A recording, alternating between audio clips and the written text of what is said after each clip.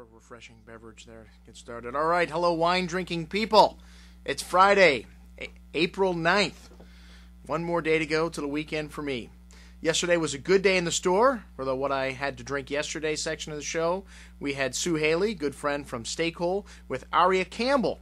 Aria's father, Patrick, and mother, Faith Campbell, began Laurel Glen in 1977, one of the landmark vineyards of Sonoma Mountain. And these wines I had about a year ago, and they're showing much better this year. The 2004 Sonoma Mountain wine has taken on some weight. And the first couple of wines we had were from were Zinfandel blends. I am not a big fan of Zinfandel, hello, and I like these wines. The Reds by Laurel Glen, which is coming out with a new label that will have, you can see the theme of this wine, Reds, wine for the people.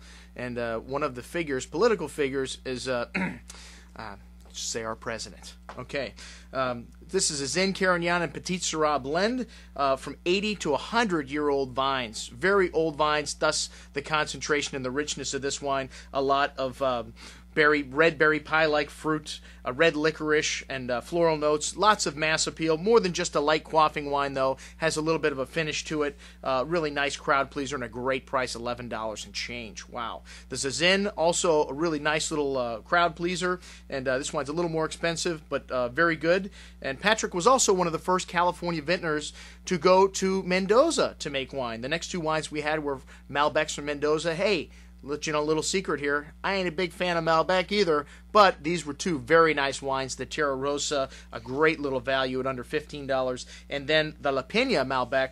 This is from a very old, very low-yielding vineyard. You can tell the concentration in these vines and the length on the finish. One of the things that a lot of Malbecs do not have to me is the length on the finish. They have a lovely entry, lovely fruit up front, but not a lot of length on the finish. This wine had a lovely amount of concentrated blackberry, black plum fruit, and lovely freshness to it, ripe blackberries, very dense, lovely savory edge to the finish also, which I like. I like wines that make me want to eat food. This wine definitely accomplished that. Next up, the two top wines from the estate, the Sonoma Mountain property. This is a very low-yielding vineyard as well, 1.5 tons per acre. The Counterpoint wine, kind of the declassified Sonoma Mountain estate wine from 2005, a great vintage and very Bordeaux-like. This wine is a steal at $33. I would compare this to anything in Napa in the $50 price range. It is excellent. And then the 2004 Sonoma Mountain, which we had last year. Again, I said this wine had taken on a little weight. Definitely getting better. 2004, a very good vintage. Unfortunately, followed by 2005, a much better vintage. This wine is most excellent, and we've lowered the price on this. It's just $42 a bottle. Okay, next up, I got to pinch myself sometimes. People walk into the store.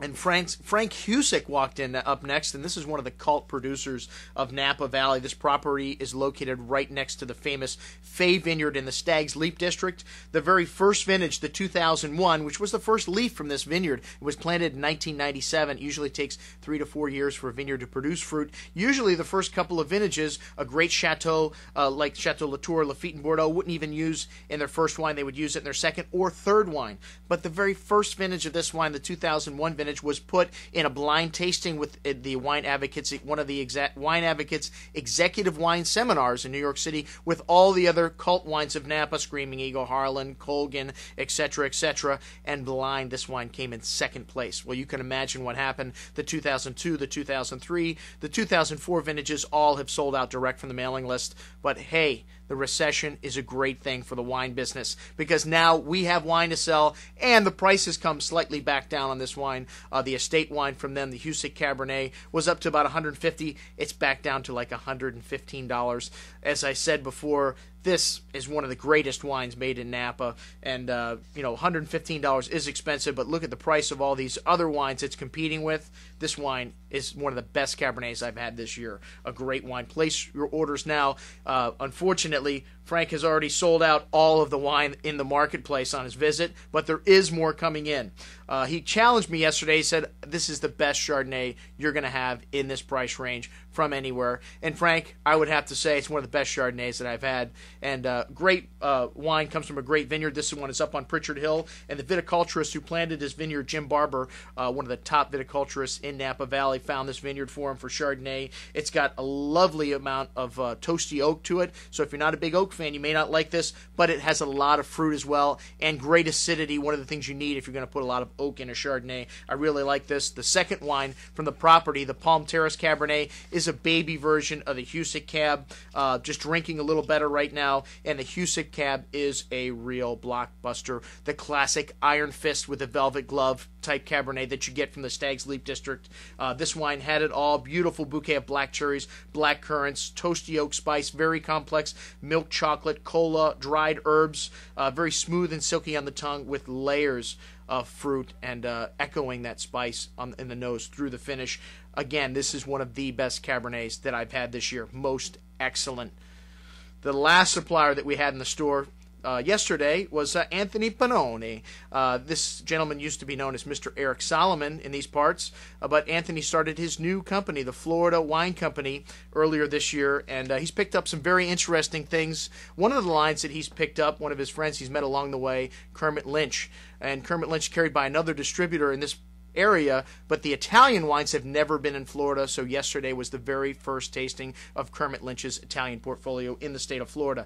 And as you can expect, the wines of Kermit Lynch are very typical examples of wines from those regions, and some very interesting wines. Whether you like them or not is your own personal taste, but you know they're going to be great quality wines. The first wine we had was a very unique wine from northern Italy, and the grape is Grangia.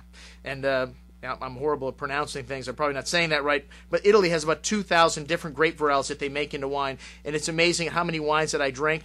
This one I've never heard of.